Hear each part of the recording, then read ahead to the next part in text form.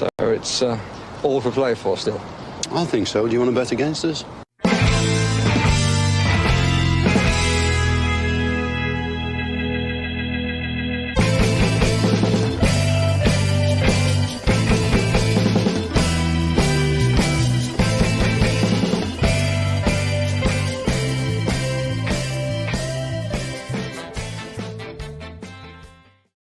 Hi, villains, and welcome for the Love of Paul McGrath podcast. As my microphone continually and incessantly tries to focus for whatever reason that is, I'll just give it a wipe just in case. There we go. Anyway, we're back again. This is the third podcast that we've done in the aftermath or the shadow of that Bournemouth debacle at the weekend, and I've got my catharsis from two podcasts, but I thought it'd be remiss of me not to get Paddy's views and Paddy's points on that game, should I say. And also look, as I say, to see potentially if there's any kind of shining light as we do go towards Everton, and we will be turning the page very much so after this podcast towards Everton in the coming week, which Paddy will be in attendance for, won't you, Paddy? You can see that I'm super excited about going to Villa Park this weekend. As I said to you in a text message, it could be worse. Like, you see the guys down, you see the Villa fans down in Ghana, you see all the Villa fans over in the US, and they don't get an opportunity to go to Villa Park, and they'll rip your right arm off to get to go there. And it should be a privilege every time, regardless of how it is a privilege. And I know every time there's a big break between going there and sitting in my seat, it just brings a new hope and a new dawn, especially at this time of the season. But I've had that new hope and new dawn absolutely sucked out of my body last weekend. So as a result, this is not going to be pleasant. Yeah, I don't like. We're not going to be here for a long period of time. I know you always open the podcast saying this will only be 15 or 20 minutes. I think this will only be 15 or 20 minutes because you've said it all at this stage. But it's broken me. I tell you. I listened to your initial one after the game ended. You said I had to drive to Tyrone to work. That was the longest drive I've ever done for a number of reasons. And I got there and I called a point at the bar because I was working early Sunday morning because I said I'll have a point.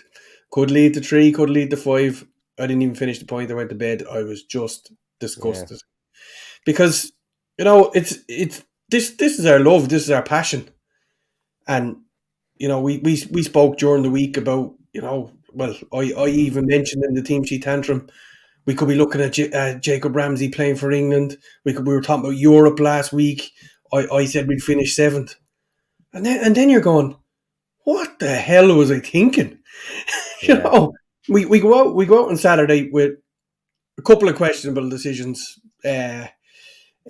Not for me. I still don't think we've anyone better of playing that lone striker as Danny Ings.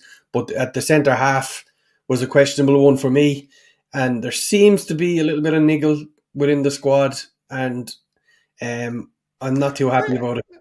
Where is Paddy? Talk to me, because I've seen a ton of this on social media, and maybe I'm just blind to it that I don't see it. But where does this come from? Where's this whole fractious squad, not as harmonious as it should be, piece comes from? Well, the first thing happened when we were still on air doing the team sheet tantrum, and Morgan Sanson put a message out on his Instagram saying he's fit and ready to go, even though he'd been left out of the squad. So that was questioned in the presser afterwards, not the one on camera, but the one for the written press. And he said, yeah, he was fit and ready to go, but I didn't pick him. That was it. But there was obviously something there. Something rattled him to put that out on Instagram, and it was wrong by him because he rose to it. Whatever is going on with Tyrone Mings has not rose to it, but Gerrard has. And I thought it was poor to say the thing that he did to the written press after the game. I think I agree with you with Ding's part. Look, I think Sanson has that petulance. Like, he's shown to be petulant previously. He showed to be petulant under Dean Smith and under Steven Gerrard. Remember when he started kicking bottles? Remember he started? Did he flip someone the bird at some stage in the dugout? Or Did he do something? There He was did something, others. yeah. Yeah, there was something else kind of stupid that he did. So I think he does have a fiery, petulant side to him. Listen, look, I know off camera, lads, you should see me playing football. I'm the most petulant little bitch you've ever seen on a football field. And I will 2-foot you if I get if the red mist comes. So, I was exactly the same. If I was taken off in a match, I was spitting teeth, like I was going absolutely ape. But look, I didn't play at the level that Morgan Sanson did. But any problem I had with the manager was spoken to the manager, which leads me to the issue with Tyrone Mings when he comes out and says, when Tyrone is back to his best and looks me in the eye and tells me that he's ready, he'll get opportunities. And I'm like, what? That was strange. That was I don't even know where to unpack that one with. I have no idea how to unpack that unless Tyrone, like, you could think of it two ways. The technical captaincy is completely broken Tyrone Mings, or that Tyrone Mings got the PR side of it perfectly with his tweet, and he dealt with that, and so that he was dealing with what he needed to do and his disgruntledness behind the scenes, and then Gerrard just aired the laundry. Now Gerrard has he did it at Rangers. Like, we're not going to sit here and say that he didn't do it and just completely rewrite the history of the man, but he did air laundry in Rangers, and he threw players under the bus at Rangers, and it was something that he got criticised for in Scotland. And I thought he'd kind of grown out of that, or I thought he'd grown above that, should I say. But this is a comment that everybody was going to latch at. Everybody was going to latch upon he knew that. And it was an unforced error. He absolutely knew that was going to be picked up on and spread all around the place. But to come out and say it in a week that you're taking the captaincy off a guy who's obviously a little bit broken, as you said, and in the same breath, he was talking about after the match and saying, that's on me. In order to take pressure off the players, that's on me. Yeah, it is on you. You continue to allow the players cross the box into 5'10" Danny Ings with 4 or 5 6'4" beasts around them 31 times. 31, whatever it was. It was over 30, but 32 times. 32 and 6 were successful. It depends on some of the definitions of successful are if it overrides everybody and gets the other fullback on the other wing, that's deemed as a success. So look, he maintained that was the way he was going to break them down, because the buck stops for him. He stands up at the side of the pitch, calls John McGinn and went, yeah, no more crosses into the box like that. We're either crossing early and letting them run onto it, or we try and play through them. And I think it was probably the 32nd cross went in behind the defence, and they absolutely shit themselves because they were just creaming it up all day, and it was absolute free for all. One fella swiped and missed it. One fella kicked it up in the air. It was just carnage because we had done something different. And it was the only different thing that I could see. Like, that is, like, I've been a manager, albeit not at that level. But if something's not working, it stops with the manager with that decision. Players don't go out and say, today I'm going to get to the byline and cross the ball into these guys who are 6'4", 6'5", and let them head it out. They know that this is going to happen. Somebody on that pitch has to say, Stevie, this isn't happening. Where do we go from here? He took off JJ at halftime to bring in Buendia to try and play through the middle. Nothing. It ended up going out wide as it was, because whoever it was would pick it up and end up playing it out to the fullbacks, who eventually would put it in to the middle for someone to head it clear or head it out for a corner or whatever.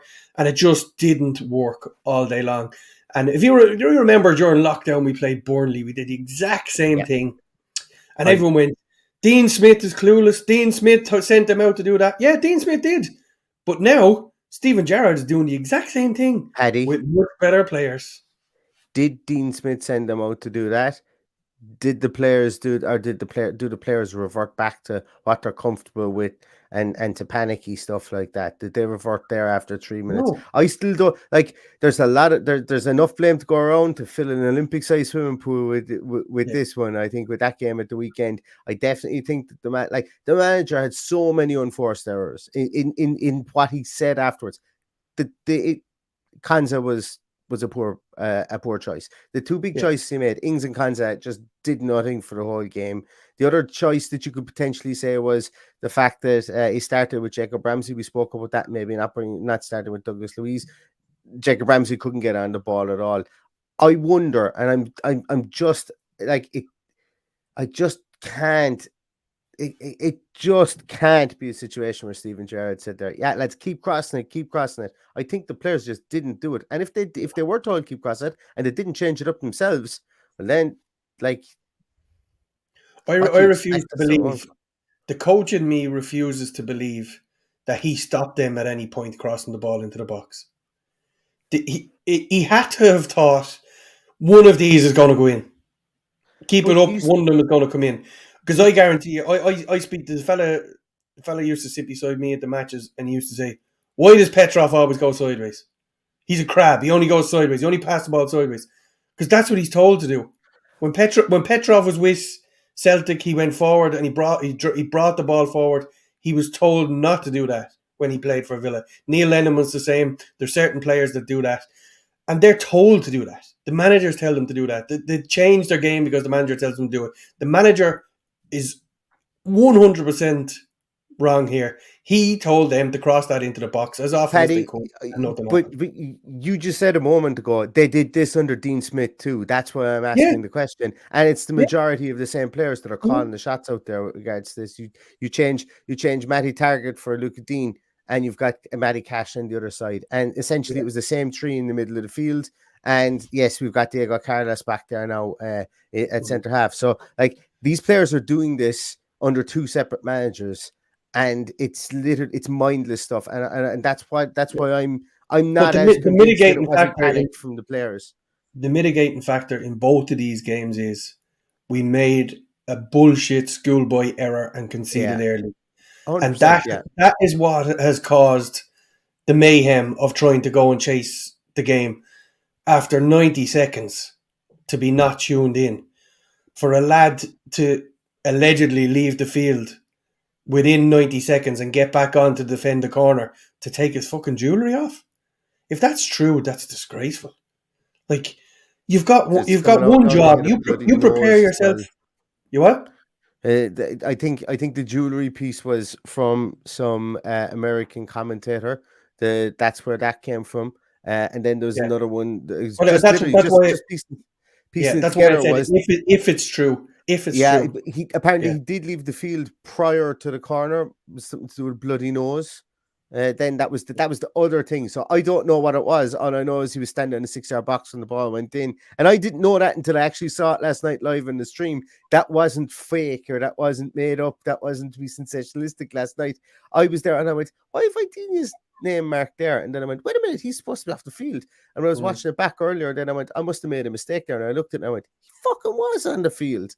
So it was. If he went off with a bloody nose, he should have been sitting on the ground getting that treatment, not off at the side of the pitch getting the treatment. Yeah. So I don't believe that that's the case. Whatever it was, if he left the pitch, and nobody is to show me anyway he left the pitch because I can't see it. I went back and had a look at the first few minutes because I'm never looking at that whole 90 minutes again. I'm not as mad as you. I'll do it for you, Paddy. So, look, ultimately, that goal and the absolute calamitous defending is what has us at this conversation. And how many times did we go behind early last season? It has to end. It has to. We can't continue like that. It just can't. You're right, Paddy. You're right. The first 90 seconds are exactly it. Now, I spent a lot of time on Twitter during the game going, lads, Konsa needs to be a small bit better. And people were saying, but Konsa isn't the reason that Coutinho isn't doing anything up there. And where's Coutinho last seen? And wherever. Lerma is the reason. Lerma is the reason Coutinho didn't get a look in because he followed him around the pitch. He followed him around the pitch. Danny Ings followed him around the field as well, and the two of them were literally holding hands for the whole game. And what didn't happen was when Lerma dropped into that position, all of the other vacant positions weren't taken up. We just didn't notice it. Most people watching didn't notice. Oh, Coutinho's gone missing. No, he's not. There's a fella wrapped around his neck every time the ball comes up. And he did a bloody good job. And we played triangles in like a 4-foot square like as if we're playing five-a-side there for parts as well. But anyway, that's beside the point. Fact we conceded in the first 90 seconds allowed Bournemouth to file 6 people back behind the ball. We had no creativity. We were taking shots from outside the box. Boubacar Kamara, I completely forgot about it, but Boubacar Kamara had a shot in the second half. Was it the second half? It was, and very nearly went in from long range. I didn't even remember it until I watched the game back. But that's what we were reduced to, I think, for long periods of the game, because we were pumping balls into the box. There was the hope in hell we were going to win it. And to be fair to Danny Ings, the best chance of the game fell to him, which he created himself to make that space in the box, albeit he hit it straight at the keeper. But that was our best chance of the game. I don't remember a better chance than that. McGinn had a long range effort. Yeah, McGinn had a long range effort, went 20 yards wide. JJ something similar. As you say, Kamara was probably closer than that. But, you know, all in all, it was depressing stuff. And, like, I've deliberately stayed off. I know you are not capable of doing it, but I literally put the phone on airplane mode and went to work on Sunday because I just couldn't deal with the negativity and the backlash. And here I am giving negativity and backlash. So there you go. This is my way of dealing with it. I'll be honest with you, I wasn't as down as a lot of people from the point of view of, like, I could deal with us losing. I was just annoyed with the way that we lost. But like, and I know it might sound silly, but I was fortunate enough to be able to watch it back later on that night. I didn't have to wait for it to come out in Villa TV.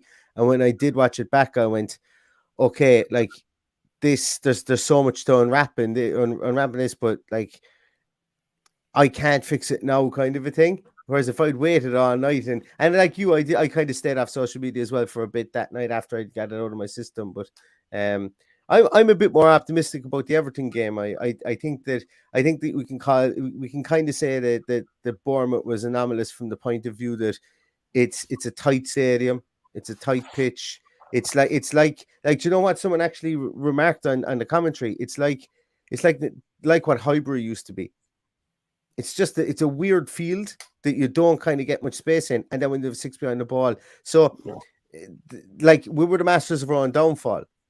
But at the same time, you go to Goodison at the weekend, and there's a bit more space, and if the team learns from this, we're not going to Goodison. We're not going to Goodison. We're going to Villa Park. Yeah.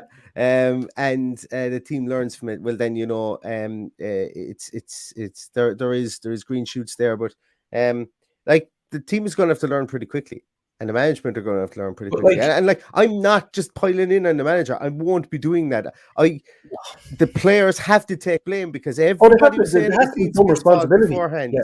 Everybody was saying it was Dean Smith's fault, and that's why he got the sack. We still have the majority of the same core group of players, and the same stuff is happening. There has to be people on the field that need to take accountability as well. Yeah. And we're not digging players out. We're not digging a manager out here, but it's a collective effort to blame. And as I say, there's enough blame to fill an Olympic swimming pool out there. Yeah. But and look, they can redeem themselves. The bottom line is, we went to a, let's face it, small town club, small-minded club. They couldn't. They loads of empty seats in their 11,000 seater stadium. This is not a hostile environment. This is Bournemouth that just come up from the Championship and scored the fastest goal ever from somebody coming up from the Championship to the Premier League. It's the quickest anyone has ever scored after being promoted.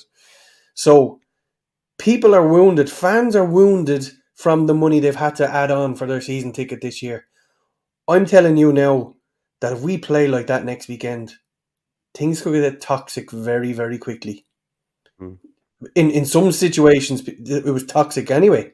Like, at the moment, I'm looking forward to getting over and seeing my friends. I'm not overly bothered about... I'm actually worried about what the atmosphere might be like if we don't hit the ground running on Saturday.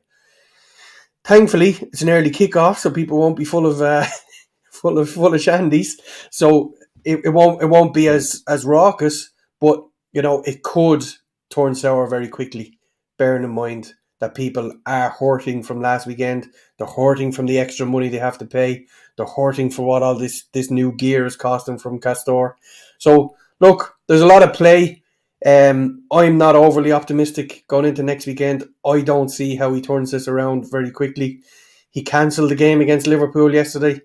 Maybe he shouldn't. I don't know why he cancelled it, but he did.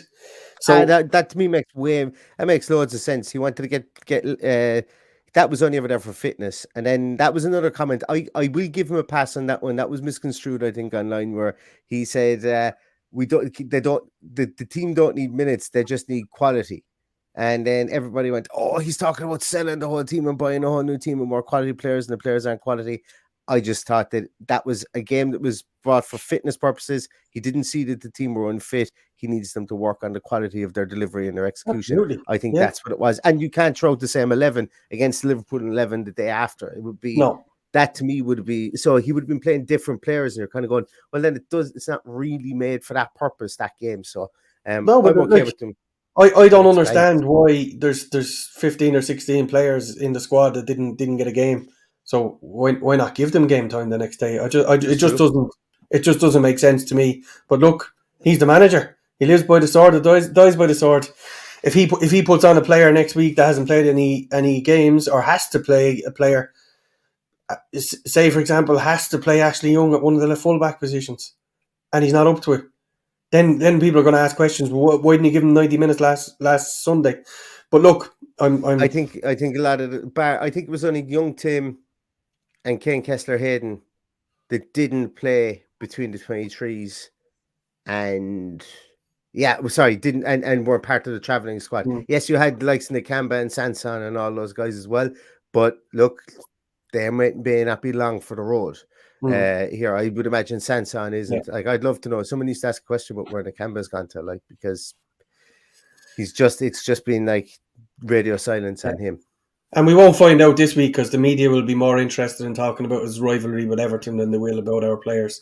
So we might not find out until one of our own media guys asks him in the press on Saturday afternoon. Absolutely. Right, we'll leave it at that, Paddy, or do we have anything else that we want to unpack? I haven't much more to say, as I said. How many minutes did we get out of it? Yeah, got 22 minutes out of it.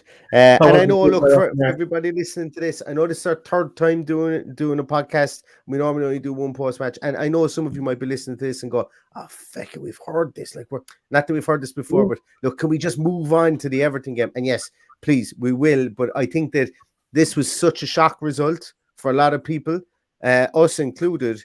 And it was seismic in a way, because a lot of fans are talking about now, like, whoa, like, are we smelling our own farts here, like, with regards to the team? What's the story? And I think that it just kind of deserved to have, number one, a kind of an immediate reaction, after watching the game where we could pinpoint areas, and then I couldn't let Paddy not have his say in it as well because of his lovely articulate nature that everybody seems to love in the podcast too. Well, look, Neil, we're in one of those situations again where the one thing we love that always breaks our hearts, we'll get up and go again on Saturday and hope for the best. And it's the hope that kills you. It's the hope that kills you, Paddy. Last time we lost to Bournemouth in the Premier League, at the start of the season, we went to Everton and we beat them. That was in 2019. We lost to Bournemouth in the second game of the season. Third game of the season was Everton, and we beat him, and that's when Wesley got his goals. I was at that Bournemouth game. Yeah. First game at home back in the Premier League. Yeah.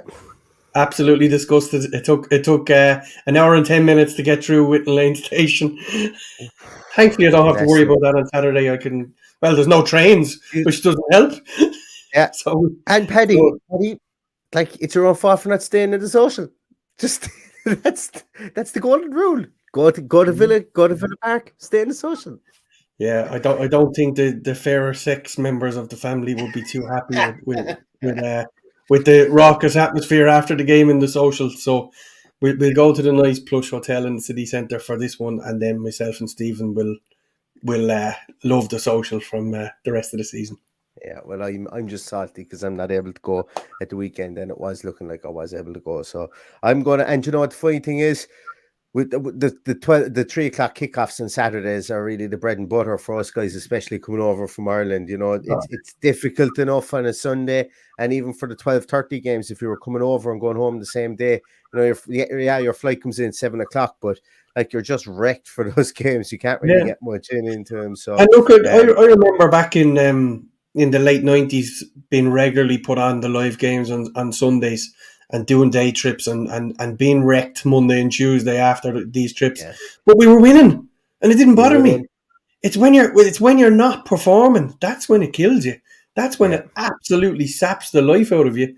So at the moment, I've only planned for this game at the weekend, even though I have a season ticket, because it's virtually impossible, because I've got to get from one side of the country to the other, fly to Birmingham. Yeah. The airports are a shit show at the moment. So to do a day trip is absolute madness. So I can't get my head around it at the moment to even think about it.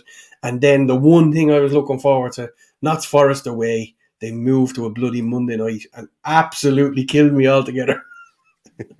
Yeah, I was. I'd say it'll be like, it really, realistically, it could be closer to Christmas by the time I get to get over, and that's a bit of a sickener. But that just means I get to spend more time with you guys here, talking shite before and after games, doesn't it? It's fantastic. But less about that. We will be live for Team Sheet Tantrum. We'll be back with an Everton preview. I'm going to do some bits and pieces on that over the next couple of days. Then we will have Team Sheet Tantrum. We will have post-match review of Everton. Paddy, as I say, will be over there. We might be able to get him from the ground again like we did last season. That would be nice. And get him afterwards again then as well, just to see what... to get the feeling in the air after the game. That would be cool. If we can get you a signal, we will do that. But thanks so much, everybody, for watching and for listening. Oh yeah, we launched a voicemail service that you guys can leave your voicemails at any time of day and night, and we're going to have a podcast solely dedicated to listening to those podcasts and trying to answer any questions. So if you want to have your say, you can find that. It's SpeakPipe. You'll be able to find it on the tweet that we have. I thought I had it here on a banner to run it across, but you'll be able to find it in one of our tweets, and it's a bit of gas, and you'll be able to leave us a voicemail, and we'll listen to it then in a podcast maybe later on in the week once they build up. But anyway, thanks very much everybody for everything you do for the podcast. Really appreciate it. Stay safe, and until next time, all that's left to say is up the villa. Up the villa.